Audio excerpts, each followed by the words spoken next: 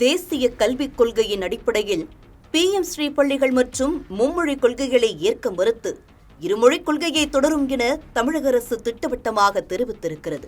தமிழக அரசின் பிடிவாத போக்கால் ஒருங்கிணைந்த திட்டத்தின் கீழ் கிடைக்க வேண்டிய ஆயிரக்கணக்கான கோடி ரூபாய் நிதி நிலுவையில் இருப்பதால் மாணவர்களின் கல்வித்தரம் மட்டுமல்லாது ஆசிரியர்களுக்கு ஊதியம் வழங்குவதிலும் சிக்கல் ஏற்பட்டுள்ளது. நாட்டின் பல்வேறு மாநிலங்களில் தேசிய கல்விக் கொள்கை அமலுக்கு வந்து தரமான கல்வி வழங்கப்பட்டு வரும் நிலையில் தமிழகம் மட்டும் அதற்கு எதிர்ப்பு தெரிவிப்பதன் பின்னணியில் பெரும் அரசியல் இருப்பது தெரிய வந்துள்ளது.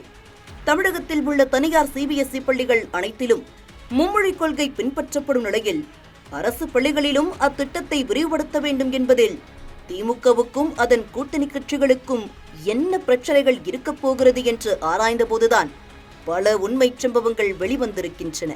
3 மொழிகளை தெரிந்து கொள்வார்கள் என்பதை விட தங்களின் வருமானம் போய்விடும் என்பதிலேயே திமுகவும் அதன் கூட்டணி கட்சி தலைவர்களும் மும்மொழிக் கொள்கைக்கு எதிர்ப்பு தெரிவிப்பதாக கூறப்படுகிறது.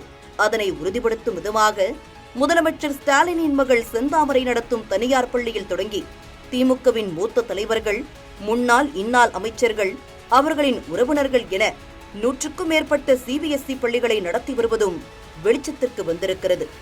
ஏழை எளிய கிராமப்புற பின்னணியில் இருந்து வரும் மாணவ மாணவியர்களுக்கு தரமான கல்வியை வழங்கி அவர்களின் எதிர்காலத்தை வளம் பெறச் செய்ய வேண்டிய தமிழக அரசே அதற்கு முட்டுக்கட்டையாக இருப்பது தமிழக மக்கள் மத்தியில் மிகப்பெரிய அதிருப்தியை ஏற்படுத்தியுள்ளது.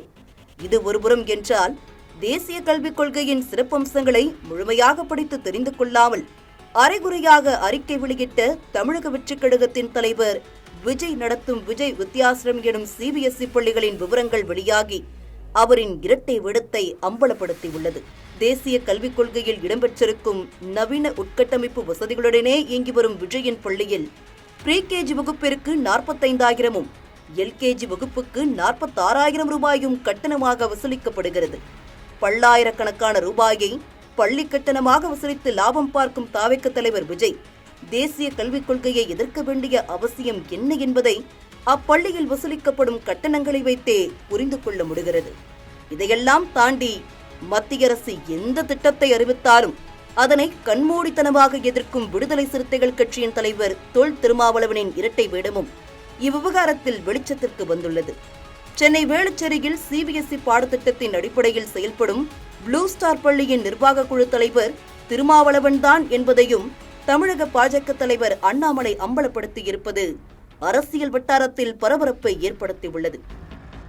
தமிழ்நாட்டில் இந்தியை திணிக்க மத்திய அரசு துடிப்பதாக கூறி அண்மையில் நடைபெற்ற போராட்டத்தில் பங்கேற்று பேசிய திமுக உட்பட அதன் கூட்டணி கட்சி தலைவர்களும் ஏதாவது ஒரு விதத்தில் தனியார் பள்ளிகளுடன் தொடர்பில் இருப்பது தொடர்ந்து உறுதி செய்யப்பட்டு வருகிறது. தேர்தலுக்கு முன்பு ஒரு நிலைப்பாடும் தேர்தலுக்கு பின்பு அதற்கு எதிரான நிலைப்பாட்டையும் கொண்டிருக்கும் திமுகவும் அதன் கூட்டணி கட்சிகளும் அதே யுக்தியை தேசிய கல்விக் கொள்கையிலும் பின்பற்ற முயற்சித்திருப்பது மக்கள் மத்தியில் அப்பட்டமாக அம்பலமாகி இருப்பதுடன் விவாதப் பொருளாகவும் மாறியுள்ளது.